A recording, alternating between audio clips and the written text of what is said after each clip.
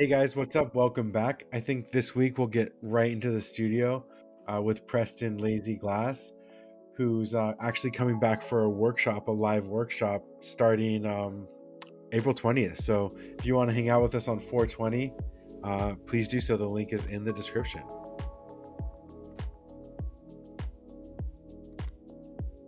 So, what are you working on? What are you making today? It looks like I'm making a micro sculpture of a Pokemon, Charizard.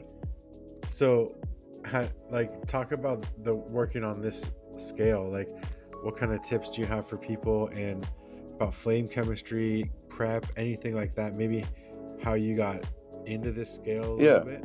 So I'll start off by saying I got into this scale by just having equipment that really kept me from working on a larger scale, whether it was my torch, my kiln. I was pretty much limited to working on small stuff.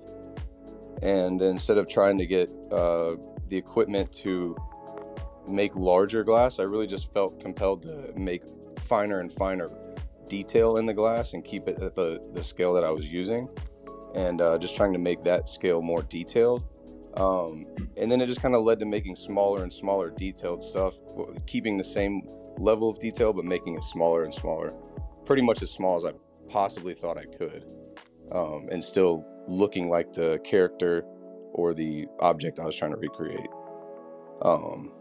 As far as working on that scale, I would say like flame chemistry is important, but what's the most important is being deliberate with the size of your flame. So if you're working on a smaller scale, you've got to make sure that your flame doesn't have too much velocity to where you have, radiant heat melting the tiny details around it.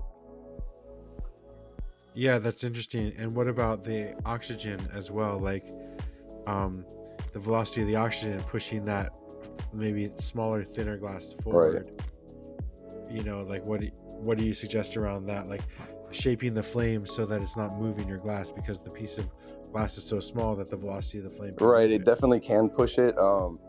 It can push it around, or you could have a detail that has a little bit of contour and lose that in a second just by flashing too much of the flame over that, or having too much of a like you said, the velocity and splashing that heat across some detail and losing all of it immediately.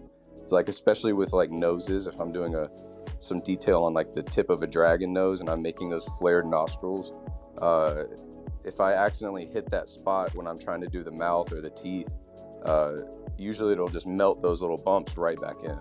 So I really have to be deliberate with how I angle the glass, or angle the flame as I'm hitting the glass, to make sure that I'm not aiming it towards stuff that I don't want to melt. What can you talk about the steps that you're taking? Right now in the video. Okay, Yep. right now in the video, it looks like I'm doing like a microscopic encalmo with basically orange and the color butter, which is going to create the body of the Pokemon. He has a butter colored belly and an orange body. So that encalmo is going to show his belly on the front, and the rest of it's going to be his body. So an encalmo is when you're attaching two sections together. For those of you guys who are new to glass blowing, and so he's pulled down two stringers smaller than the normal rod, and sticking those together to make the color pattern have a clean line between the two. Right. And so next steps. So so after I get the body essentially shaped to where I've got I would say like a third ratio of the butter on the front, so it's not half and half necessarily. Then I'm gonna heat that all into kind of like a sphere or a ball, and I'm gonna then grab it from one end and pull it into essentially the shape of the body. So instead of having a ball, I'm gonna start by shaping the top of that ball. I think right now I'm just adding a little bit more butter.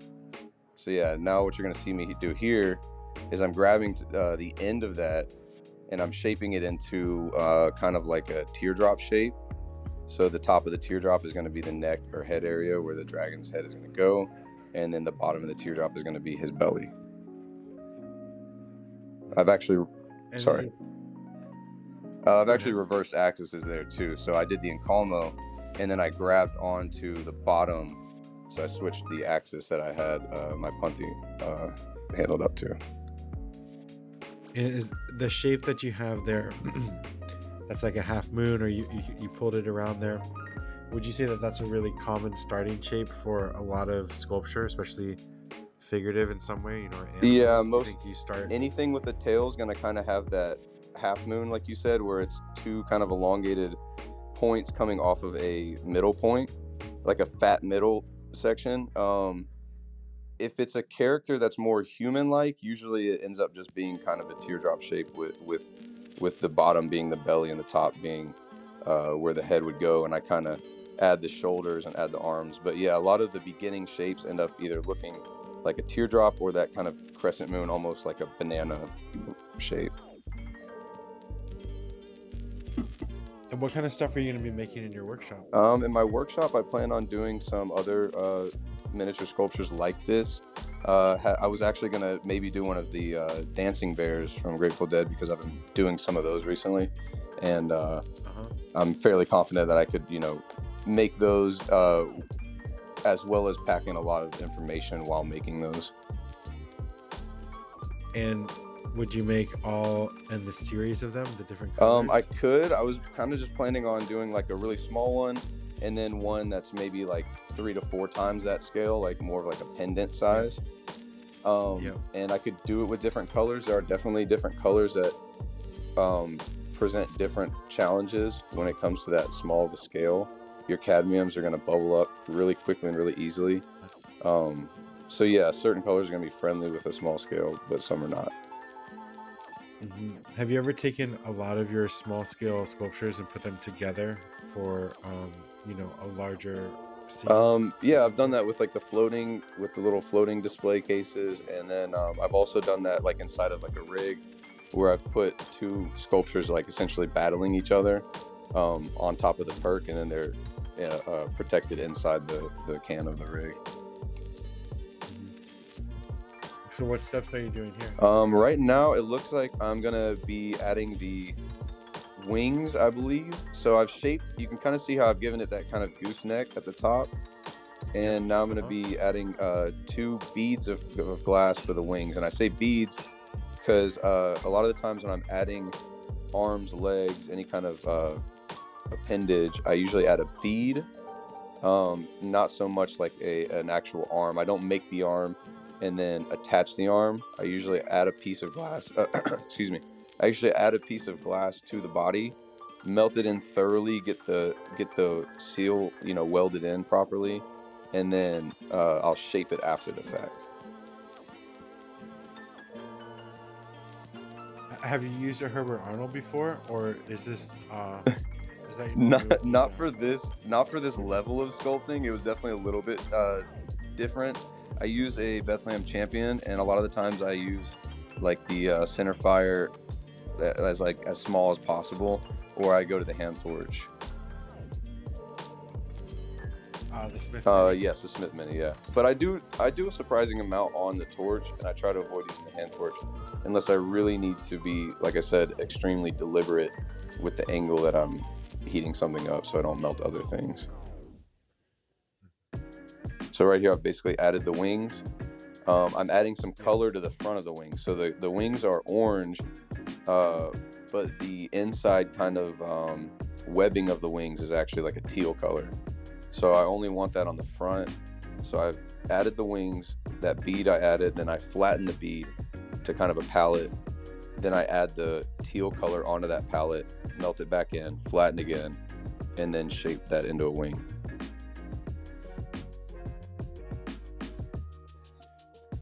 So when you look at the design, or like an object that you want to make, how do you break it down? Oh man, that's a good question. Every object is different, and I don't tend to make the same object a lot. So that is probably one of the more tedious parts of the process, is actually spending like any allotted amount of time in my head. It could be 15 minutes before I go to start, or it could be like days that I'm thinking about how I'm going to set something up to where I can add everything and not melt other features. So, I mean, sometimes it kind of just clicks and makes sense in my head, but I would say most of the time I base it off of a very simple shape. Like I said, like the teardrop, or just like a cylinder or something for a body. And then I try and add the details from there. So it's almost me always envisioning a shape in my head. That's the best starting point, and then trying to build onto that. Did you take any sculpture classes or anything, or did you just learn from practice? It's been a lot of practice. I've never taken any classes per se, but I definitely. I mean, previous to glass, like, did you sculpt like anything previous to glass? Not other than like school projects and stuff, which I always seem to have a knack for, but I never took it seriously or thought I would do anything with it. But I definitely have kept my eyes and ears open a lot of the time when I'm around other sculptors, other people that I admire, that are, you know, successful sculptors, whether it's glass or any other medium. I definitely try and take notes. A lot of the even social media videos that are out there that show you tips and tricks on things, it's like I still pick up knowledge to this day from videos like that. Your videos, you know, things that you've shown us in the past, that I've just picked it up and kind of applied it and seen where it could take me. Thanks. Yeah. I appreciate that.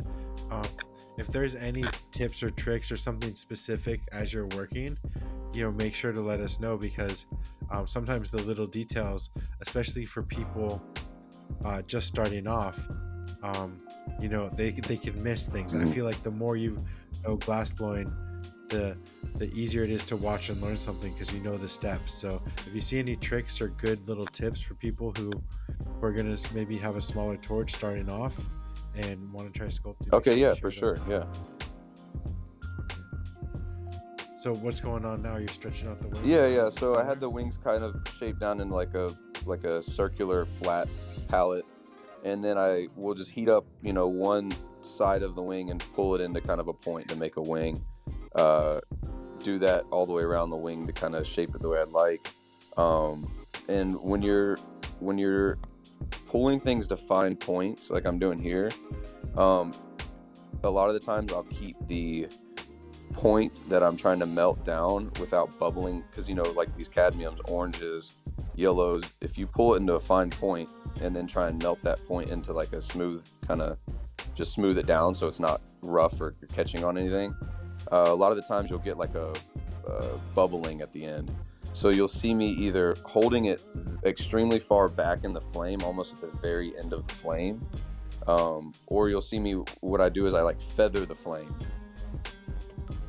All right, so I've attached the wings and shaped the wings, and so it looks like now I'm about to start sculpting the head.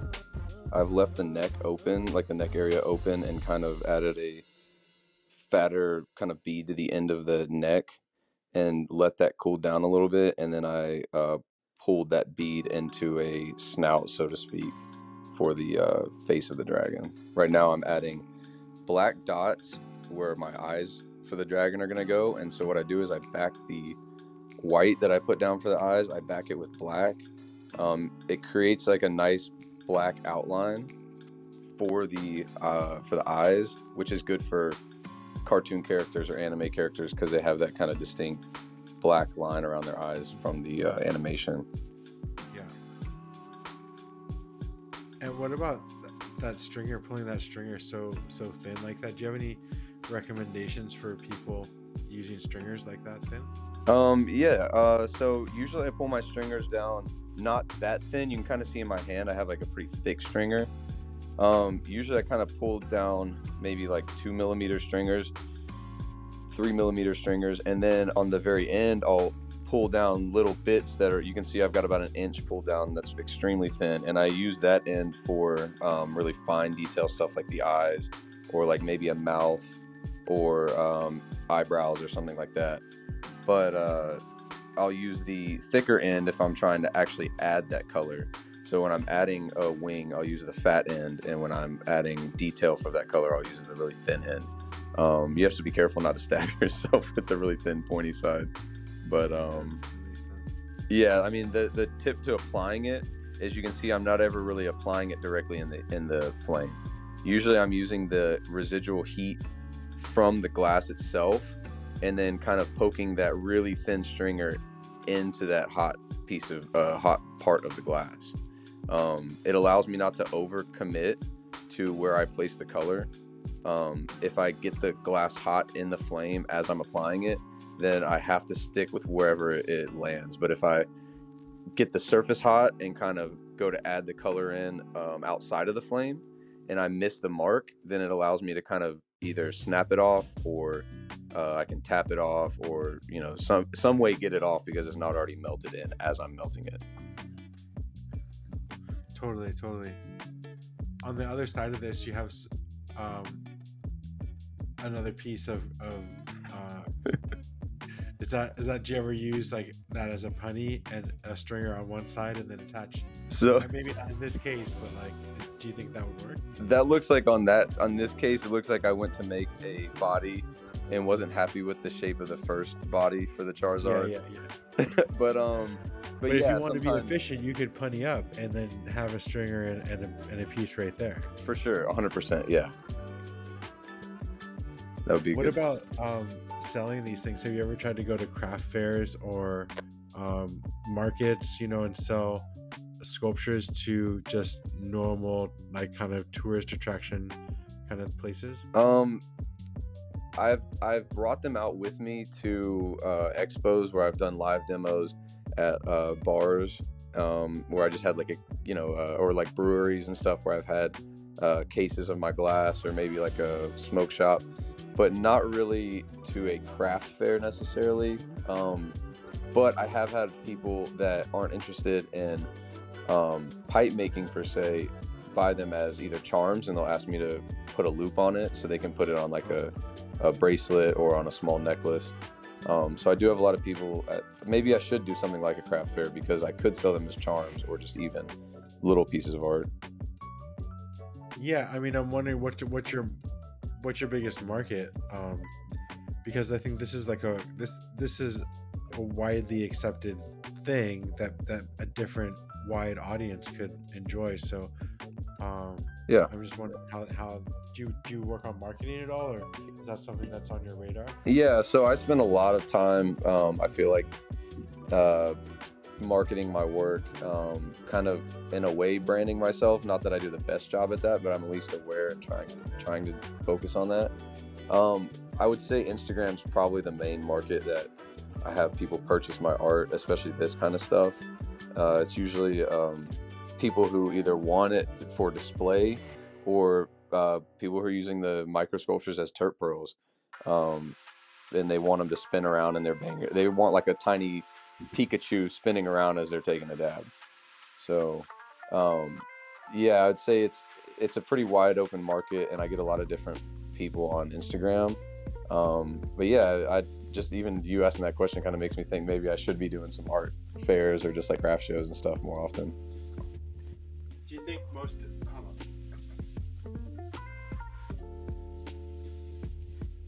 do you think that most of the customers that you have are in the pipe or the cannabis industry right now?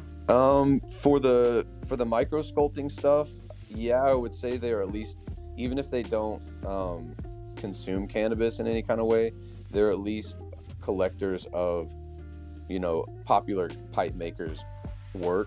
So they're familiar with some of these who I'm trying to think, I don't want to name drop anybody, but they're familiar with some of these artists that have been around for a long time, and they may not even use cannabis at all, but they definitely appreciate the art. So it's hard to say that I have very many collectors or customers that are outside of the kind of glass pipe making subculture or a little sub scene, so to speak.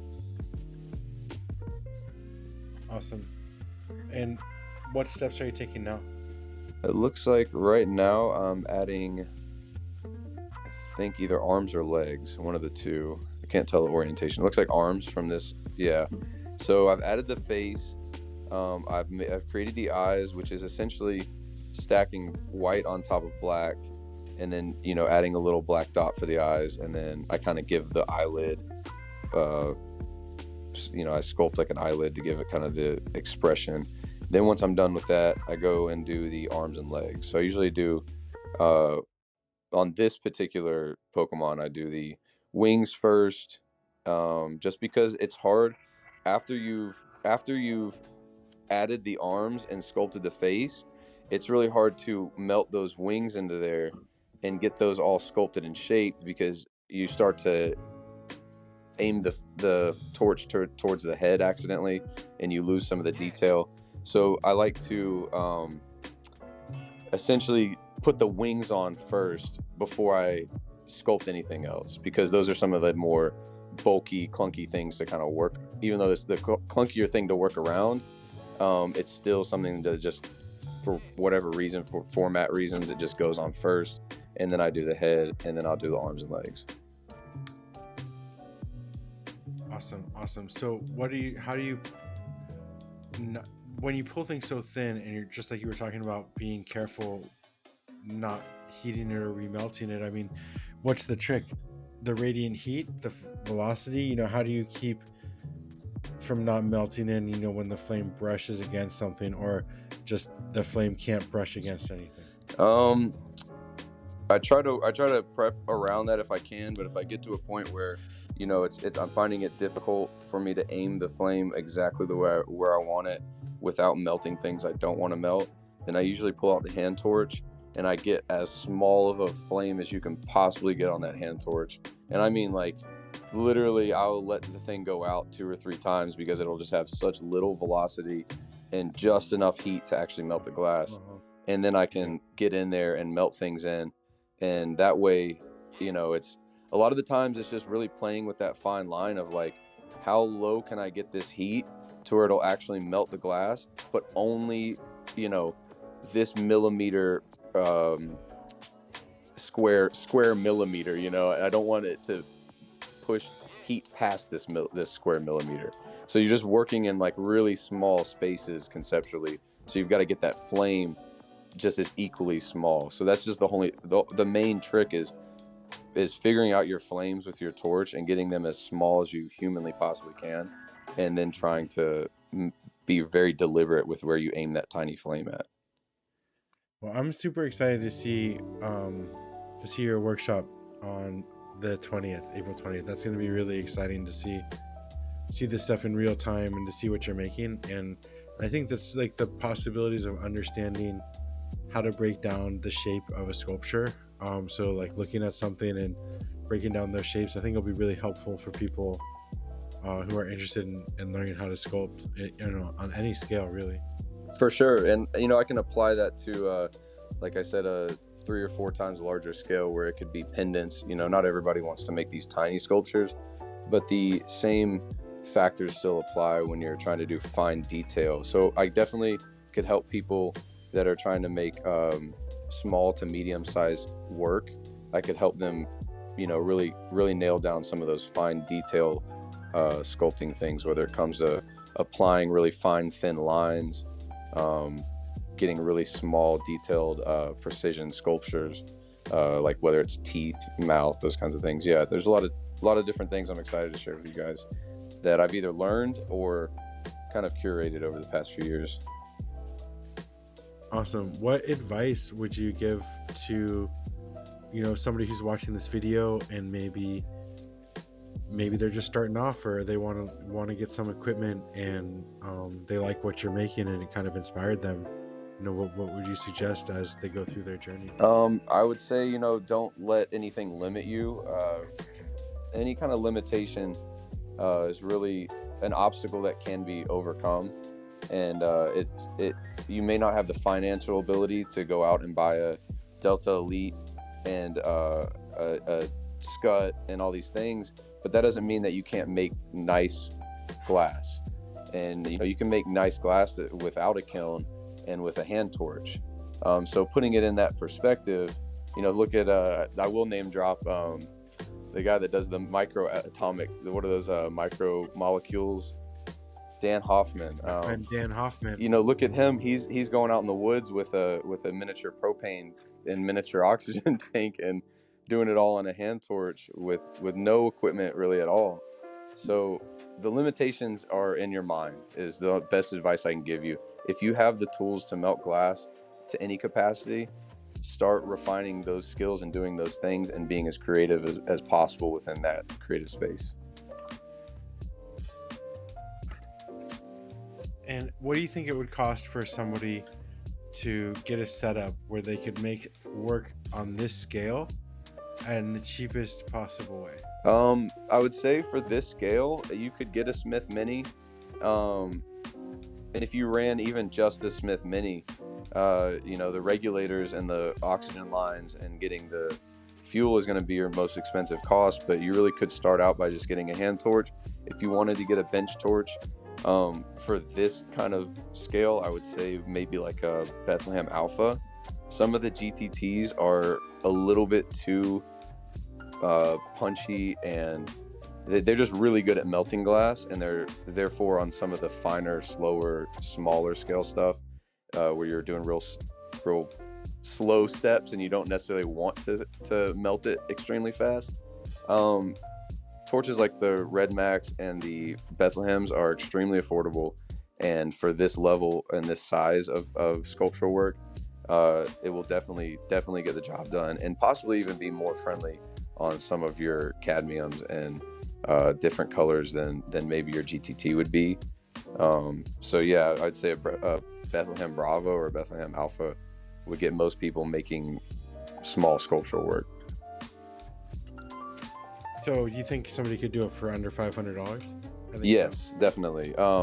Like I said, I think just getting the oxygen and regulators and lines would probably end up being, you know, one of your more expensive parts, but you know, that's just it's a necessity when it comes to blowing glass. So at the end here, you're going to be using some bushy flames to kind of anneal it a little bit, or on the work this small, do you not do that, or is that just the splash of the flame for any annealing or flame annealing?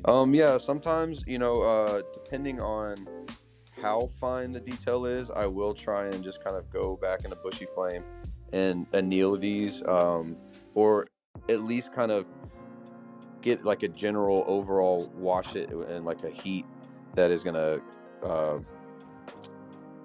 allow the glass to kind of come to rest, but not warp and move on me or distort any of my fine details.